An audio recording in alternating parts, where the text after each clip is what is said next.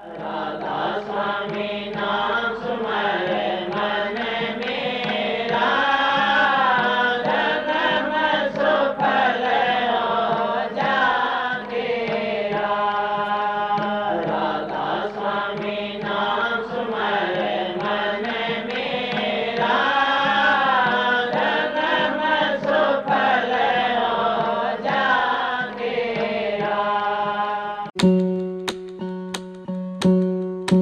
सतगुरु मुझ पर मेर करो, दाता मुझ पर मेर करो।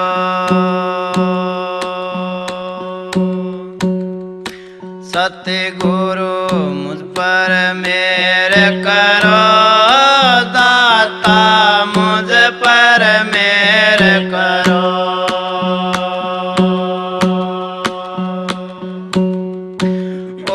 गणगारम मंदमती मेरे ओ गण चित न धरो। सतगुरु मुझ पर मेर करो, दाता मुझ पर मेर करो।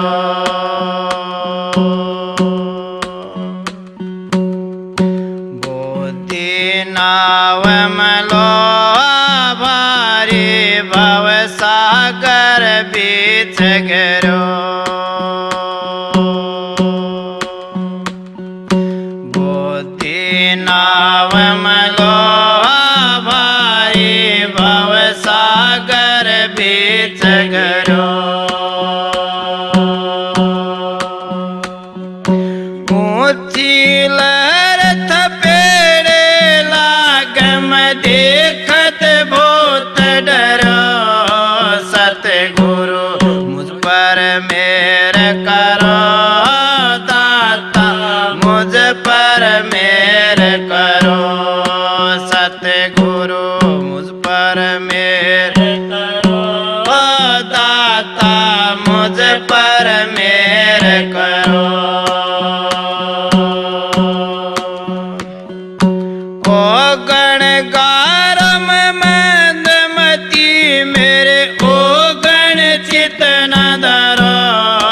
सतगुरु मुझ पर मेर करो, दाता मुझ पर मेर करो।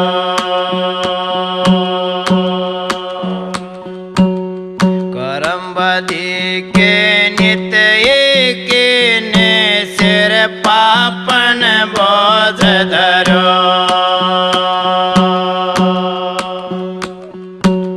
करम बधी के नित एक ने सिर पापन बोझ धरो।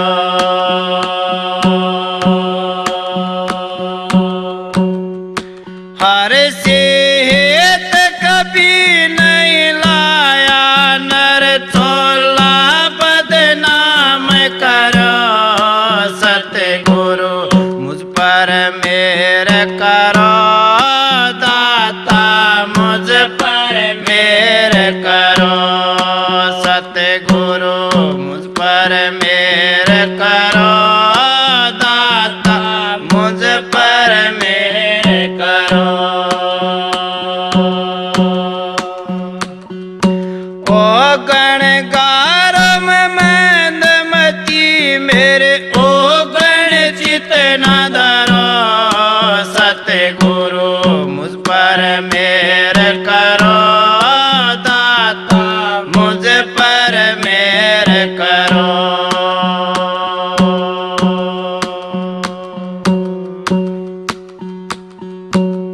तुम पारस में लो सतगुरु कंचन करो खरो।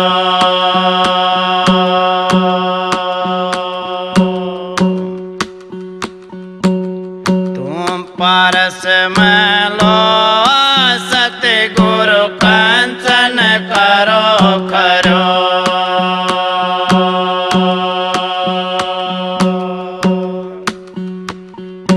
बरम की काई तुरंत हटा दो, कब से जरो पड़ो।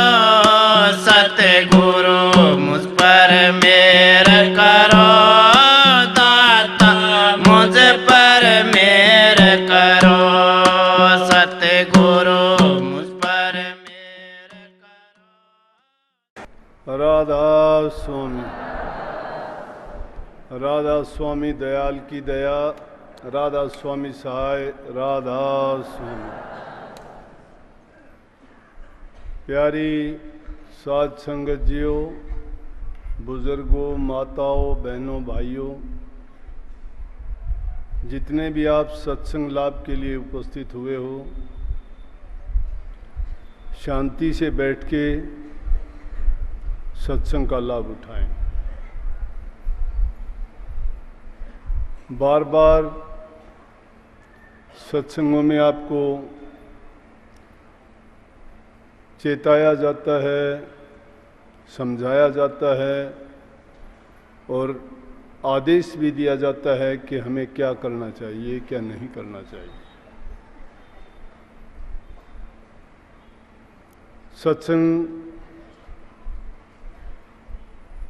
में अगर जीव आके उन बातों का पालन नहीं करता है तो सत्संग का कोई उसके लिए अर्थ नहीं रह जाता।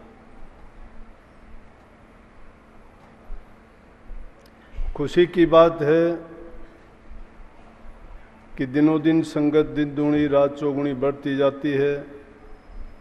ये और भी खुशी की बात है कि अनुशासन आपका देखने लायक होता है। जो स्वयं अनुशासित होता है वहाँ दूसरे आदमी को करने की आवश्यकता नहीं पड़ती। लेकिन नए लोग भी आते हैं जिनको पता नहीं होता, तो उनको बताने के लिए समय समय पर समझाया जाता है, बताया जाता है। अभी थोड़ी देर पहले आपको एक बात बताई गई कि कोई भी आगे से सत्संग के कार्यक्रम में 12-14 साल से कम उम्र के बच्चे को ना लेके आए। क्यों ना लेके आए? गलतियों से सुधार होता है। भूल इंसान करता है तो उसके आगे उसको सुधार करने के लिए सोचना पड़ता है। अभी गुरु पूर्णिमा का सत्संग था दिनोद में। एक 7-8 साल की बच्ची को भूल से छोड़ के गए, जानबूझ के छोड़ के गए। क्या गलती हुई, कैसे हुई, वहाँ आश्रम में ही छोड़ के चले गए। अब बच्ची को ना अपना गांव का पता है, ना वो ये बता सकती है कि मैं कहाँ जाऊँ, कहाँ आऊँ। बच्चा डर भी जाता है, घबरा जाता है। माँ बाप से बिछुड़ने के बाद में बहुत दिक्कत होती है। उसको कोई समझ हो तो भी भूल जाता है। भूल बहुत बुरी है। ये भूल हमें भी लगी है। हमें किसको लगी? हमारी रूह को लगी है। ये रूह भी अपने माँ बाप से बिछुड़ के और इस संसार के मेले में इसी तरह से भूली हुई है जिस तरह बच्ची भूली थी। और जब तक वो उनके पास वापस नहीं पहुंच जाती तब तक उसको चैन नहीं पड़ता है। उसको भूख प्यास नहीं लगती है, वो आराम से नहीं रह सकती है, उसको नींद नहीं आती है, उसको अच्छी बातें भी नहीं सुहाती हैं। कोई भी कोई बात करता है उसको किन बातों से सरोकार नहीं, उसको एक ही बात की तमन्ना रहती है कि मैं कब अपने माँ बाप से मिलूं। तो ये तो बात संसारी बात थी कि उस लड़की की बात को देख के अगर सच्ची बात पूछते हो तो उसकी हालत इंसान देख नहीं सकता। क्योंकि जब इंसान किसी की दुख की अवस्था को, पीड़ा को अपने दिल में ये जांच के देखता है कि इसको कितनी पीड़ा होती होगी, उसकी आंखों से बहते हुए आंसू उसकी करुणा कहानी कह देते हैं।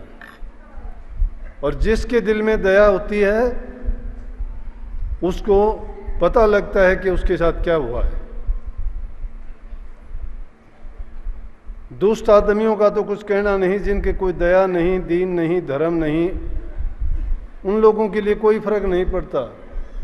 लेकिन आप सभी धर्म के मार्ग पर चलने वाले हो, गुरु के प्यारे हो, आपको दया का, प्रेम का, सहानुभूति का पाठ पढ़ाया जाता है। जब इन चीज़ों को हम अपनाते नहीं हैं तो हम धर्म मार्गी कहाँ हुए।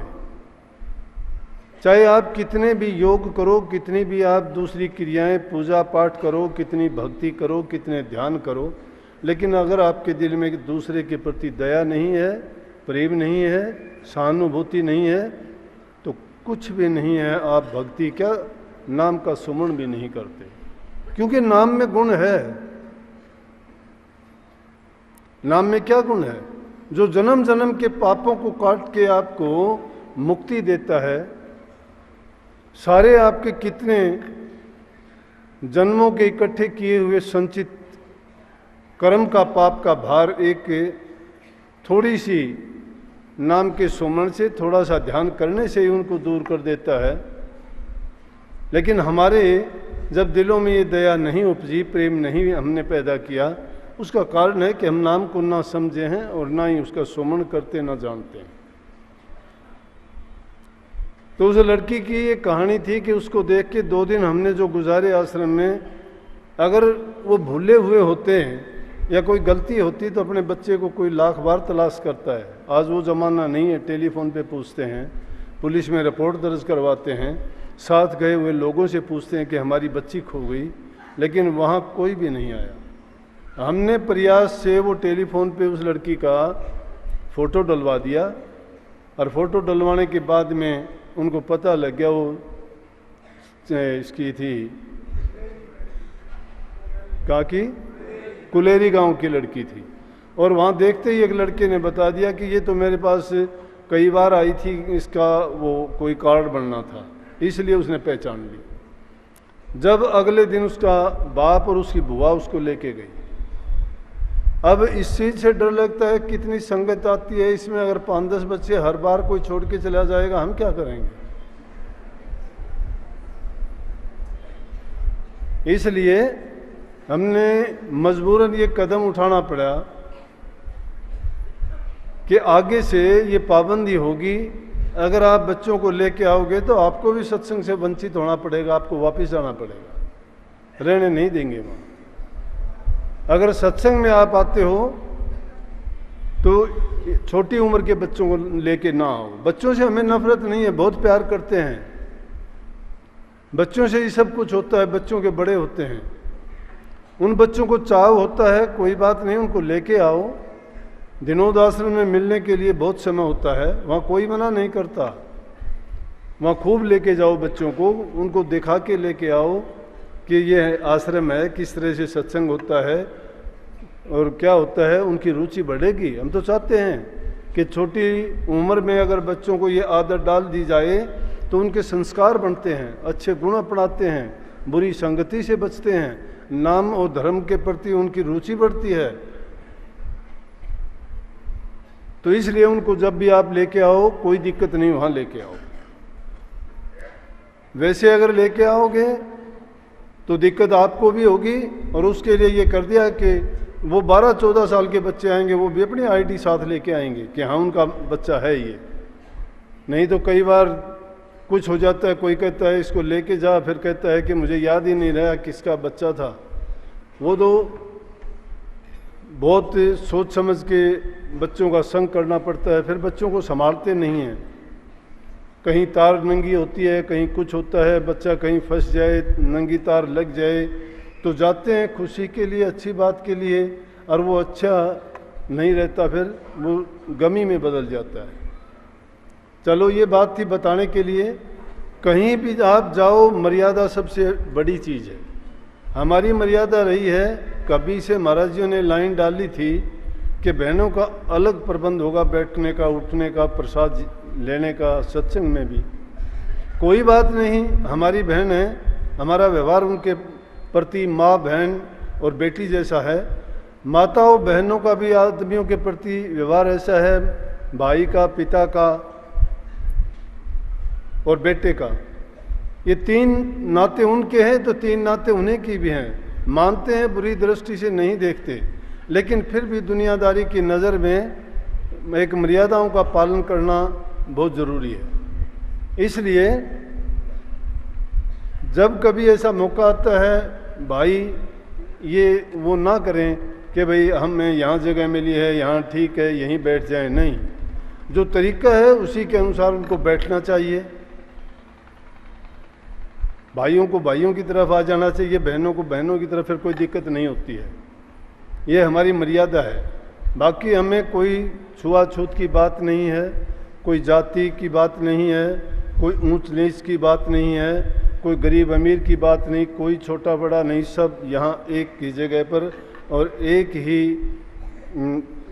उस पे भंडारे में प्रसाद लेते हैं और सबको सेवा का मौका मिलता है जिन्होंने अपने नाम दे रखे हैं। हम ये पूछते ही नहीं है कौन किसी जाति का, जाति एक ही है। परमात्मा के घर में हमारी जाति एक ही है, रूह की कोई जाति नहीं होती। अगर धर्म भी जाति भेद करता है, ऊंच नीच का भाव रखता है, तो फिर उसमें सुधार की गुंजाइश नहीं होती। जब तक इन चीज़ों को नहीं अपनाते, अभी शब्द था कि झूठा है संसार सारा, यहाँ किससे प्रीत लगानी है, कौन किसका है। रोज़ाना सत्संग हमें सुनने को मिलते हैं, लेकिन क्योंकि इस संसार के पदार्थों में इतने विचलित हैं हम, और विचलित होने का काम है कि हम मन के कहे में चलते हैं। मन जो चाहता है वो काम करते हैं, और मन कभी भी अच्छे काम करवा नहीं सकता, क्योंकि ये मन सारे भ्रम यही पैदा करता है। काल महाराज ने इसको हमारे साथ इसीलिए लगाया है कि हमें ये इस काल जाल से, इस माया देश से छूटने ना दे, निकलने ना दे। जब कभी भी हम अच्छा करने की कोशिश करते हैं, भक्ति के मार्ग पर चलते हैं, नाम का सुमरण करते हैं, ध्यान करते हैं, अभ्यास करते हैं, जब भी अपने कर्मों को काटने का हम कोई इंतज़ाम करते हैं, जो हमें संत सदगुरु बताते हैं, उस तरीके के अनुसार चलने का प्रयास करते हैं, तो मन घेर लेता है। संत सदगुरु इसीलिए प्रगटे संसार में, इन जीवों की तपन बुझाने के लिए, इनकी पीड़ा को देख के। पीड़ा इस रूह को वही लगी हुई है जो उस लड़की के रूप में मैंने बताई। हमारी रूह भी संसार के मेले में, झमेले में आके वो खो गई है, निज घर को भूल गई है। ये काफ़ी दिन इसको हो गए भूलने के बाद में ये है कि अब ये जगह जगह कभी किसी योनि में भटका खाया, कभी किसी योनि में भटका खाया, फिर भी इसको चैन नहीं है। सबसे भारी दुख जो इसको है वो जन्म मरण का है। 3 ताप से दुखी है ये, लेकिन सतगुरु वैद्य हैं, वो हर प्रकार के ताप का नाश करते हैं। इसको सुख और शांति देने के लिए वो उस दवा का इजाद करके इसको दिया है कि जिसका सेवन करने से न केवल ये जन्म बल्कि पिछले जन्मों के भी कोटि जन्मों के पाप एक छिन में दूर हो जाते हैं। लेकिन हमें ये ज्ञान नहीं है। हम सोचते हैं कि पीछे जो किया था, क्या पता किया था नहीं किया था, हमें याद नहीं है, लेकिन किया था उसी के परिणाम स्वरूप हम आज हैं। क्योंकि ये जन्म हमें ऐसे इतनी आसानी से नहीं मिला, बड़े शुभ कर्मों के कारण, कोटि जन्मों के अच्छे पुण्य कमाने के कारण हमें इंसान का चोला मिला। स्वामी जी महाराज ने लिखा है, ये तन तुमने दुर्लभ पाया, कोटि जन्म जब भटका खाया, या को अवृथा मत खो, छिन छिन चेतो भक्ति कमाओ। कि हमने कोटि जन्मों में जब भटका खा लिया, जब हमें इंसान का चोला मिला, तो अब हमें चेतावनी देते हैं कि अब तुम्हें ये जन्म मिला है, अब इसको व्यर्था मत खो। व्यर्था खोने से मतलब क्या है? अगर संसार के पदार्थों में इकट्ठा करने में लगे रहे, उनको हमने क्या कह दिया? झूठा कह दिया। ये महल मकान सब झूठे हैं, ये धन दौलत सब झूठे हैं, कितने भी एकत्रित करो कोई साथ नहीं देगा। ये भाई बंद नातेदार कोई हमारा साथी नहीं है, इनमें कोई साथ देने वाला नहीं, कोई दुख बंटवाने वाला नहीं, कोई भी हमारी कोई मदद करने वाला नहीं। ये साथी कब तक के हैं? जब तक इनको हमारे से सुख प्राप्त होता है, हम उनकी मदद करते हैं, किसी भी प्रकार की उनकी जो ज़रूरत होती है हमसे पूरी होती है, तब तक हम उनके हैं और वो हमारे हैं। लेकिन जब हमें भीड़ पड़ती है, वो कोई मदद कर ही नहीं सकता, जैसे हम किसी की नहीं कर सकते वो भी नहीं कर सकते। लेकिन संत सतगुरु हर हाल में हमारी मदद करते हैं। संत सतगुरु की शरण में जाते हैं तो वो हम पर कृपा दृष्टि करके उसे नाम की बख्शिश करते हैं और कहते हैं कि ये पाबंदियां लगाई गई हैं। अब गुरु के भाने में रहना, गुरु की आज्ञा में बरतना, उनकी मर्यादाओं को पालन करना शिष्य का धर्म बनता है। हमारा धर्म क्या है? हर इंसान का जो जिस स्थान पर है उस धर्म का मतलब है कि उसके नियमों को मानना, धारण करना। धर्म का मतलब ही धारण करना है। तो गुरु ने जो मर्यादाएं बांधी हैं, अगर हमने उनको धारण कर लिया है तो हम गुरु धर्म को निर्वाह करते हैं, उनको निभाते हैं। और जो गुरु के बताए मार्ग पर चलता है उसको संतों ने गुरुमुख कहा है। गुरुमुख का मतलब होता है जो गुरु की आज्ञा में बरतता है, जो गुरु उसको उपदेश देता है उसके अनुसार चलता है। इसीलिए जब गुरु के शरण में जाते हैं, अपने आप को हम गुरु को समर्पित करते हैं, तो उस समर्पण से पहले एक रीति बनी हुई है, रिवाज है कि अपना सर्वस्व गुरु को हमें दे देना चाहिए, उन पर न्यौछावर कर देना चाहिए। वो क्यों कर देना चाहिए? इसलिए कर देना चाहिए, अगर गुरुमुख बनना है और गुरु की आज्ञा में रहना है तो हमें उन चीज़ों का उपयोग हमारे मन के कहने से, मन मुक्ता से नहीं करना। अगर हम अपने मन से और मन के कहे से उनका उपयोग और प्रयोग करेंगे तो हम मनमुख हो जाएंगे, गुरुमुख नहीं है। अगर गुरु की आज्ञा में बरतते हैं तो गुरुमुख हैं। इसलिए हमारा तन, हमारा मन, हमारा धन, वो सारा का सारा गुरु की आज्ञा के अनुसार हमें बरतना चाहिए। लेकिन जब भी थोड़ा अवसर मिलता है, काल और माया अपना दाव खेलते हैं, और जब भी उनका थोड़ा सा भी हमारे अंदर कमी नजर आती है, उनका दाव उसी टाइम चल जाता है। और जब वो अपने आगोश में धीरे धीरे करके ऐसा ले लेते हैं, फिर उसको छूटने नहीं देते। आपने देखा होगा, काफ़ी शुरू में दिखाई देते हैं, बहुत अच्छे सत्संगी लगते हैं, उनको देखोगे बहुत सेवा करते नजर आएंगे, बड़े प्यार की बात करेंगे, सत्संगों की बड़ी बड़ी गुरु के द्वारा समय समय पर कही हुई बातों का उदाहरण भी दे देंगे, बताएंगे, समझाएंगे, लेकिन उनके अंदर में प्रेम की छींट तक नहीं लगती। इसलिए वो टाइम आने पर बदल जाते हैं। अरे जिनको ये लगन लग गई गुरु की, उनको संसार के तो सारे रस फीके लगने लग गए, फिर उनको ज़रूरत ही नहीं है उन चीज़ों की। लेकिन जो एक थोड़े से लालच के कारण, थोड़े से स्वार्थ के कारण, थोड़ी सी उनको कहीं अपना लाभ दिखाई देता है, वो गुरु को क्या, वो तो सब कुछ त्याग सकते हैं। इसलिए भक्ति है वो इंसान को त्याग सिखाती है, वो दूसरे को सुख देना सिखाती है, परोपकार सिखाती है। परमार्थ के रास्ते पर चलने से पहले इंसान को परोपकार का रास्ता अपनाना पड़ेगा। और जब परोपकार आदमी करता है, परोपकार का मतलब होता है दूसरे की भलाई करना, दुख दर्द में उसकी सहायता करना, उसके हर प्रकार से कोई पीड़ा हो, कोई परेशानी हो, उसमें जो वो कर सकता है अपनी तरफ से उसकी पूरी मदद करे, तो समझो कि परोपकारी है। इसीलिए जो हम कहते हैं कि दान करना, पुण्य करना, भूखे प्यासे को अन्न जल देना, या किसी दुखी दीन की मदद कर देना, कि धन से, कपड़े से, किसी भी प्रकार से जो उस चीज़ के करने लायक उसको देना चाहिए। वैसे तो अगर कहा जाए और देखा जाए तो उसको क्यों देना चाहिए? क्यों देना चाहिए? परमात्मा इस चीज़ से ना खुश है ना नाराज है। लेकिन अगर हम अच्छा करने की आदत डालते हैं तो अच्छे का परिणाम हमेशा अच्छा होता है और बुरे का परिणाम बुरा होता है। हम अगर अच्छा करने की आदत डालेंगे तो हमारा बुरा करने का जो रास्ता है वो बंद हो जाएगा, बुराई के रास्ते पर नहीं जाते हम फिर। लेकिन अच्छा करने का जब रास्ता डाल लेंगे तो हमेशा हमारा जो काम होगा उसका परिणाम अच्छा होगा, और हमें अच्छा करने की जो आदत होगी वो हमें सगुन देगा, खुशी देगा। जब इंसान को किसी काम के करने से खुशी मिलती है तो उससे बढ़ से कोई चीज़ नहीं है। जब भी कोई छोटा मोटा दुख होता है वो इंसान सब कुछ भूल जाता है। जिस प्रकार से रूह भूली हुई है, इस रूह को कोई भी चैन यहाँ नहीं है, कहीं भी आराम नहीं है। जिसके पास धन है वो और धन के लिए तड़पता है, जिसके पास संसार के कितने भी पदार्थ हो जाओ कभी उसकी तृष्णा बढ़ती नहीं है और आगे बढ़ता चला जाता है। अरे संत महात्माओं फकीरों ने तो छोटी सी बात में इस बात को ख़त्म कर दिया।